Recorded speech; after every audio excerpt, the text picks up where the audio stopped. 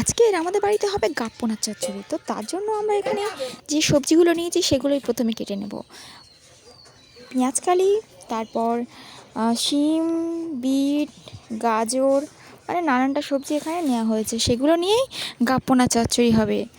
তো সেগুলো আমি এক এক করে কেটে নিচ্ছি। আর গাপ্পোনার চচ্চড়ি কে কী খেতে ভালোবাসো অবশ্যই কমেন্ট করবে। সো হ্যালো এভরিওয়ান, আমি ইন্দ্রাণী। আমার একটা নতুন ভিডিওতে সবাইকে ওয়েলকাম জানাই। আর কে কোথা থেকে ভিডিও দেখছে অবশ্যই কিন্তু কমেন্ট করবে, তবেই আমি জানতে পারবো যে আমার ভিডিওগুলো তোমাদের ভালো লাগছে। আর সেটা কোথা থেকে দেখছো অবশ্যই বলবে। তো আমার এগুলো কাটা হয়ে গেছে, সবজিগুলো প্রায় সব কাটা হয়ে গেছে। এবার এগুলো ধুয়ে আনবো।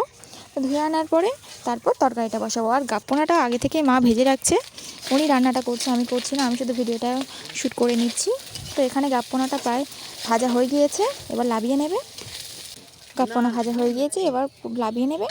তো এখানে তারপর তরকারিটা উনি বসিয়ে দিয়েছিল, ভিডিওটা করতে একটু দেরি হয়ে গেছিলো। তো কোনো ব্যাপার না, মাছটা তুলে নেওয়ার পরে সব সবজিগুলো ধুয়ে রেখেছিলাম সেগুলো মা কড়াইতে দিয়ে দিয়েছে। তারপরে এক এক করে ঝাল, হলুদ, নুন, তেল, মানে সব ডবগা দেয়। ডবগা রান্না করলে রান্নাটা বেশ ভালো হয়। তো সেগুলো পরপর দিয়ে দিচ্ছিলো, দিয়ে তারপর জল দিয়ে চাপা দিয়ে দেবে।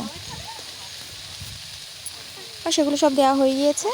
তো এবারে এটাকে একটু ভালো করে নাড়াচাড়া করে তারপর ঢাকা দিয়ে দেবে। আর এদিকে ভাতটাও হয়ে গিয়েছে। দুপুরের রান্না, আজকের রান্না হচ্ছে গাপ্পোনার চচ্চড়ি পেঁয়াজকালি দিয়ে।